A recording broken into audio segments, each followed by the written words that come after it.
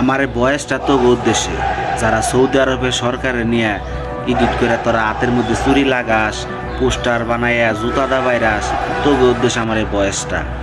ওই যে কথায় আছে না, বালা খাইতে চাষি বেজার, এই দশ হয়েছে তবু।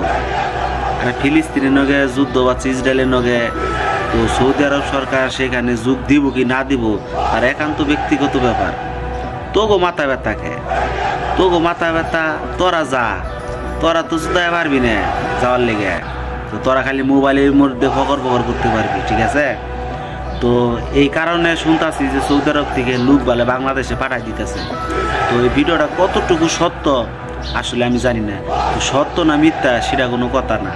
তো এর মধ্যে তো চুলকাবো কি লেগে যে তাগরে জুতা দাবাইরার লাগবো, হাতের মধ্যে চুরি করার লাগবো। একবার চিন্তা করে দেখছিস তোরা, যদি এই সৌদি আরবে যদি আজনবী আছে, যেটি বাঙালি আছে, অন্য দেশের কান্ট্রি অন্য দেশের লোক বাদই দিলাম, যেটি বাঙালি আছে এই লোকটি যদি পাঠাইয়া দেয় বাংলাদেশে, আল্লাহ না করুক হয়তো পাঠাবো না, ভিডিওটা হয়তো মিথ্যা হইতে পারে বা সত্য হইতে পারে সেটা আমি জানি না। তো যদি বাই চান্স যদি পাঠাইয়া দেয়, বাংলাদেশের অবস্থা কোন হাল হবো জানোস তোরা? তোরা তো ভিডিওটা বানাইয়া তোরা বাইচা গেছো। এখন তো শোনা যায় ফেসবুকের মধ্যে ওই জায়গায় মাইরা থইছে, ওই জায়গায় মাইরা থইছে, পানার তলে গাইরা থইছে, আর তখন মানুষ জবা করে খাবো। এটা কি তোরা ভাবস?